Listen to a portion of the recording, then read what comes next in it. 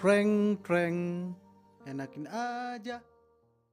Mantan Menteri Perdagangan sekaligus ex-Tim Ses Amin, Tom Lembong, resmi ditetapkan sebagai tersangka kasus korupsi impor gula. Kok bisa ya teman-teman? Ya, nggak cuma Tom Lembong aja, tapi juga ada inisial DS, Direktur Pengembangan Bisnis PT PPI, ikutan juga terseret dalam kasus ini. Katanya sih mereka menyalahgunakan wewenang ketika dalam proses impor gula.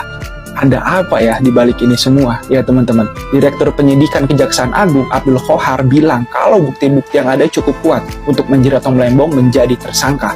Tapi nih, gimana ceritanya ya? Mantan pejabat tinggi malah main di belakang rakyat. Jelas kasus ini benar-benar bikin publik bertanya-tanya, seberapa besar sih permainan di balik impor gula ini? Apalagi ini soal kebutuhan pokok rakyat, tapi malah diselewengkan demi keuntungan pribadi. Satu pertanyaannya, apakah kasus ini bakal diproses dengan transparan atau malah menghilang gitu aja seperti kasus-kasus korupsi pejabat lainnya? Ya ini harapan besar kita, semoga janji Pak Prabowo untuk membasmi dan berantas semua korupsi bisa terlaksana. Siap pendapat kalian, drop komen teman-teman.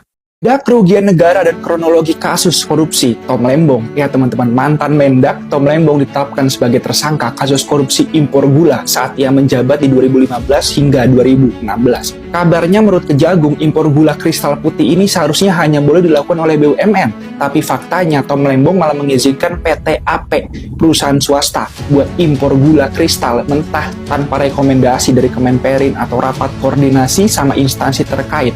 Modusnya, gula mentah ini diolah sama perusahaan yang punya izin untuk gula rafinasi, bukan buat konsumsi langsung. Setelah diolah, PPI yang harusnya hanya BUMN pura-pura beli gula ini, dan akhirnya gula dijual ke masyarakat dengan harga Rp16.000, lebih mahal dari harga eceran tertinggi yang cuma Rp13.000.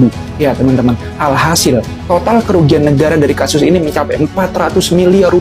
Sekarang Tom Lembong dan Direktur PPI inisial DS ditahan di Rutan Salemba. Kasus ini jadi bukti mahalnya dampak kebijakan yang nggak taat aturan. Gimana menurut kalian teman-teman? Share pendapat, drop komen ya.